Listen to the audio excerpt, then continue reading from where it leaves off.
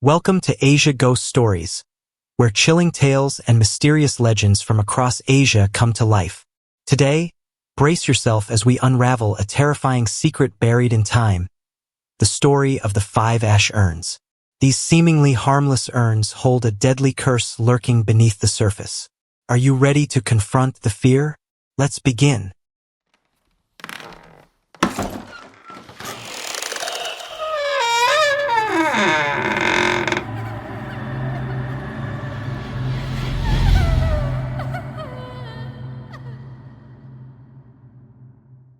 The COVID-19 pandemic raged for 2 years, claiming lives, jobs, and health, leaving countless families devastated and children orphaned.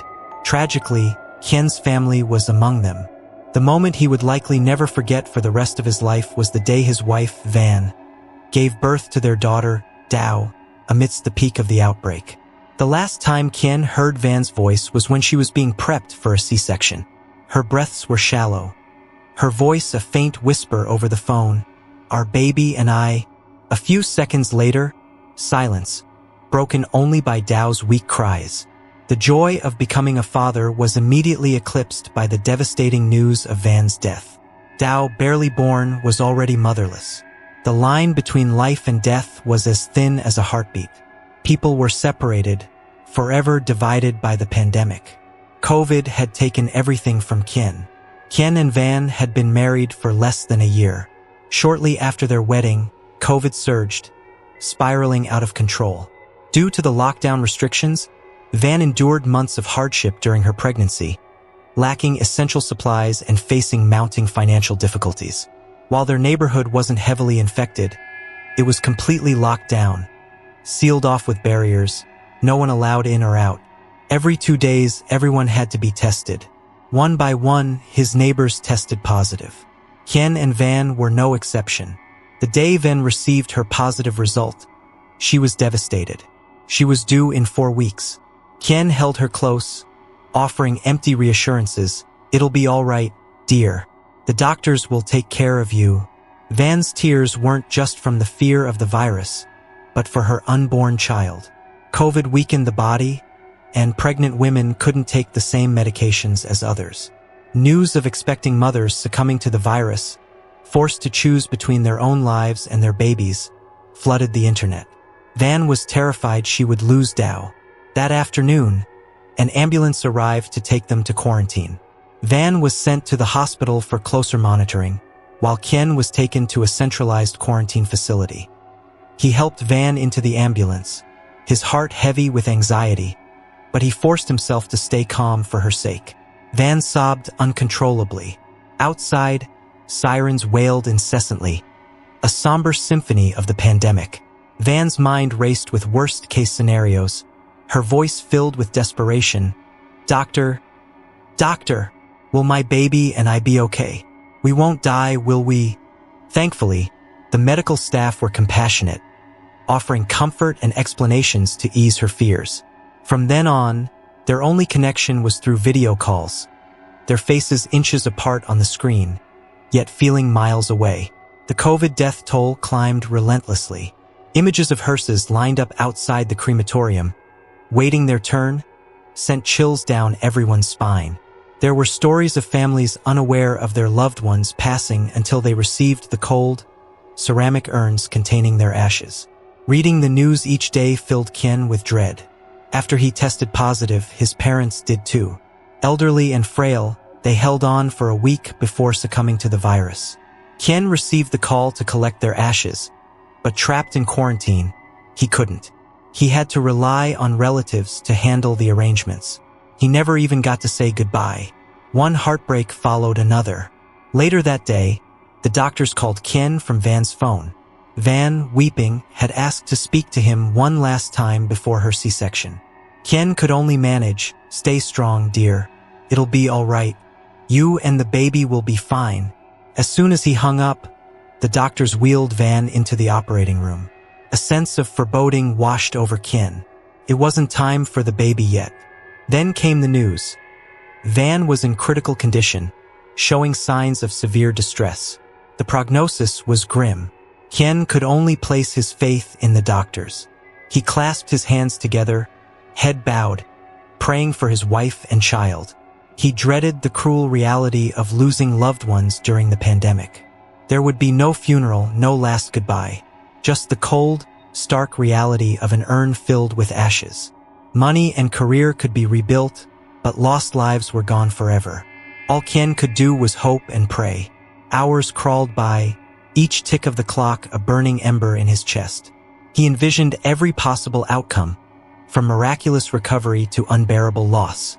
Finally, his phone rang. "My love" flashed across the screen. Ken's heart leaped with joy. He heard Van's weak voice, "Our baby and I," then silence. The phone was filled with the urgent voices of medical staff. Ken's world spun. His ears rang, his senses numbed. A few minutes later, the phone rang again. Trembling, he stared at the screen, fear gripping his heart. He answered. The doctor's voice was grave. "Sir, you need to stay calm. It's a girl. But your wife didn't make it. We did everything we could." The doctor continued speaking, but Ken heard nothing. He only understood one thing: Van was gone. The faint cries of a newborn mingled with the doctor's voice. Perhaps this tiny life was the only thing that could save Ken's soul. Dao was all he had left. After recovering and being released, Ken went to the hospital to bring his daughter and Van's ashes home. He held his daughter in one arm, the urn in the other. What pain could be greater than losing your loved ones? He longed for comfort, but found none. Everywhere he looked, people clutched urns, faces contorted in grief. The pandemic had claimed tens of thousands of lives, leaving thousands of children orphaned. Among the fallen were the brave doctors and nurses on the front lines. They had selflessly donned their white coats, rushing to battle the invisible enemy. They sacrificed themselves for countless others, only to leave their own families behind. The grief of those who lost their loved ones to COVID, those who had bravely volunteered to fight the pandemic, was immeasurable. Back home, Ken faced the daunting task of raising Dao alone. A fatherless child eats with fish. A motherless child sleeps on leaves, the old saying went. Now he was both father and mother to Dao. It wasn't easy. At first, he fumbled with every task, unsure how to care for a newborn. Dao cried constantly, inconsolable. He was alone in his grief. Neighbors were confined to their homes, unable to offer help. His in-laws, living far away, could only give advice over the phone, advice that seemed useless in the face of his overwhelming reality. Ken turned to the internet, desperately searching for guidance. Everything was a first. When Dao needed milk, Ken had to plead with online parenting groups for help, begging for every drop. Fortunately, some mothers in his area, touched by his story, arranged for local militia members to deliver milk to him. Outside, sirens continued their mournful wail. Inside, Dao cried, and on the altar sat Van's urn. Ken sat in silence, his mind blank, unable to think about the future. He could only focus on the present, on caring for Dao. She was his reason to live. The doctor had warned Ken to be extra vigilant with Dao's health. Born prematurely, and with her mother infected during childbirth, she was more vulnerable than other babies. He was told to watch for any signs of complications. Sleep became a luxury Ken couldn't afford. He stayed awake, dozing lightly, constantly listening for Dao's cries, terrified that she would slip away from him. Dao, miraculously, was a peaceful sleeper, rarely crying at night. She was easy to soothe, often drifting off to sleep after feeding. But even in her peaceful slumber, Ken saw Van's absence, a gaping hole in his heart. He would gaze at his sleeping daughter, tears welling up, imagining a happy life with Van, a life that was now forever out of reach. One night, after feeding and settling Dao in her crib, Ken finally allowed himself to rest. The house felt strangely warm that night. The crib rocked gently. He dreamt of Van singing a lullaby, a sweet, gentle melody that filled his heart with peace. Dao didn't cry that night. Ken slept soundly, a deep, restful sleep he hadn't experienced since Van's death. He woke to find a beautiful butterfly resting on his chest. It sat there, wings fluttering gently, refusing to fly away. The butterfly was strikingly beautiful. Ken remembered a story his mother used to tell. When his great-grandfather passed away, a butterfly flew into their home, landing on the altar before flitting around the room. It was the day of his great-grandfather's 49th day memorial service. His mother had said it was his great-grandfather's spirit, returning to visit his family. Ken understood. It was Van. She had come to visit him and Dao. As he watched, the butterfly fluttered from his chest to Dao's crib. Ken gazed at the crib for a long time, feeling Van's presence in the house, by his side. Tears welled up, and he whispered, "I understand. I will take care of Dao. Don't worry." As his words faded, the butterfly flew towards the window and disappeared. A few days later, while frantically preparing Dao's milk, Ken heard the rattle on the crib shake. He then heard Dao giggling. He glanced at the altar, at Van's picture and urn, then back at Dao. A small smile touched his lips. He felt no fear, only a sense of familiarity and warmth filling the house. Even though Van was gone, her love lingered, a comforting presence. Seeing traces of Van in Dao's features gave him strength. He noticed that since the butterfly's visit, strange things were happening around the house. Objects would inexplicably rearrange themselves into neat order. Laundry he'd left unhung would mysteriously appear on the clothesline after he'd dozed off. And whenever Dao was awake, her laughter echoed through the small house, chasing away the shadows of grief. One stormy evening, the cold rain lashing against the windows, Ken was washing Dao's clothes when the power went out. The house plunged into darkness. He scrambled to his feet, slipping on the wet floor and falling hard. Dao cried out in alarm. Ignoring the pain, Ken crawled to find a lighter and a candle. His hands fumbled, knocking over a glass. A shard pierced his foot. He cried out in pain, Dao's cries intensifying. Suddenly, the lights flickered back on. Ken looked down at his foot, blood gushing from the wound. He placed Dao back in her crib and stumbled to the bathroom to clean the wound, but the blood continued to flow, staining the floor crimson. He didn't know how to stop the bleeding. He pressed a cloth against the wound, but the blood seeped through. Then he heard a clatter from the kitchen. He dragged himself towards the sound, peering through the doorway. A spice jar had fallen from the shelf, its contents scattered across the floor. Alone in the house with Dao, a wave of unease washed over him. He hopped closer to inspect the mess. It was MSG. Ken froze. He remembered. Whenever he cut himself, Van would sprinkle MSG on the wound to stop the bleeding. But no one else was in the house. How could the jar have fallen? He scooped up a handful of MSG and pressed it against the cut, wrapping it with the cloth. The bleeding stopped almost immediately, but Ken knew this was no coincidence. It was Van. She was still here, watching over them. She had knocked the jar down to remind him.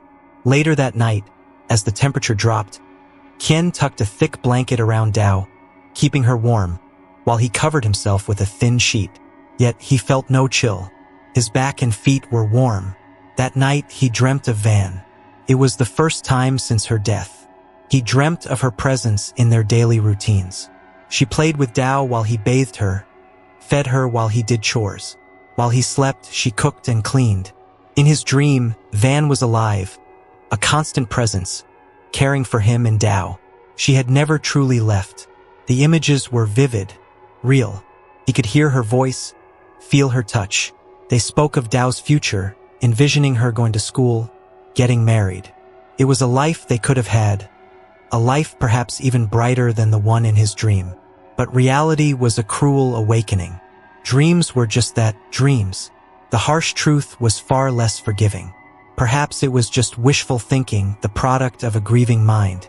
Or perhaps it was Van, visiting him in his sleep, offering comfort, allowing him a brief respite from his grief, a fleeting glimpse of a complete family. Even if it was just a dream, it was enough. Those precious moments offered a balm to his wounded soul. He awoke with tears in his eyes, acutely aware that it had all been a dream. He looked around the room, then at Dao, nestled safely in his arms. He studied her tiny features, each a painful reminder of Van. He held her close, the ache in his heart intensifying with every beat. He whispered to her, "I'm so sorry, my little one. I couldn't keep your mother with us. I'll be both your mother and father. I'll take care of you, I promise. I'll give you everything I have." Ken blamed himself, blamed the virus for stealing his loved ones. Then, one afternoon, while waiting in line for food rations, he saw her. It was around noon. The sun beat down mercilessly as he stood among his neighbors, anxiously awaiting his turn. He worried about Dao, alone at home, imagining her waking up hungry and crying. As soon as he received his rations, he rushed home. Reaching his gate, he saw a pair of slippers outside the door. He froze. They were Van's. He had put them away with the rest of her belongings after she died. How could they be here? He didn't enter immediately. He peered through the gate, his heart pounding. There, sitting by Dao's crib, was a woman. Dao was giggling and playing with her. Ken looked closer. The woman's gestures, her figure, her hair. It was Van. But Van was dead. He stood there, stunned, convinced he was dreaming. He rubbed his eyes, but the image remained. The woman looked exactly like Van, though her hair obscured her face, making it difficult to be certain. Just then, a neighbor called out, "Ken, you forgot your vegetables." Startled, he turned to see his neighbor holding a bag of vegetables. He had indeed forgotten them. He thanked his neighbor and took the bag. When he turned back to the house, the woman was gone. The slippers were gone too. He rushed inside, searching frantically, but the house was empty. "Van!" he cried, his voice filled with desperation. "Van, is that you? Van?" He checked the bathroom, the bedroom, every corner of the house, but there was no sign of her. Panic seized him. He looked at Van's altar, her picture gazing serenely back at him. He lit a stick of incense, his voice a choked whisper. "If that was you, give me a sign. I miss you so much, Van." As he placed the incense in the holder, a single chrysanthemum fell from the vase on the altar. Ken knew. It was Van. It was her answer. He had sensed her presence before, but this was the first time he had seen her so clearly. Despite his love for Dao, fate dealt another cruel blow. Dao, already fragile from being born prematurely, became increasingly weak. As the pandemic worsened, hospitals were overwhelmed, and it was impossible to get proper medical care. Dao developed a fever that lingered for days. Ken could only care for her at home, helpless and desperate. Dao grew weaker, her breathing shallow and labored. One day, she refused to eat, her eyes barely open. Ken felt her breath, faint and irregular. He remembered the doctor's warning about respiratory problems in premature babies. He knew he had to get her to the hospital immediately. He frantically called for an ambulance, but the lines were jammed. He dialed over 20 times before finally getting through. 15 minutes, the dispatcher said. 15 minutes that felt like an eternity. Ken grabbed a small bag, packing a few essentials, then scooped up Dao, clutching her close. Standing before Van's altar, tears streaming down his face, he pleaded, "Van, please protect our daughter. She's all I have left. If anything happens to her, I won't be able to live. I'll die, Van." The ambulance finally arrived. The ride to the hospital was agonizing. The road seemed endless. Dao lay limp in his arms, her breathing shallow. The hospital was chaos. Patients overflowed into the hallways. Doctors and nurses rushed about, every room filled to capacity. The air was thick with the sounds of suffering, cries of pain, wails of grief.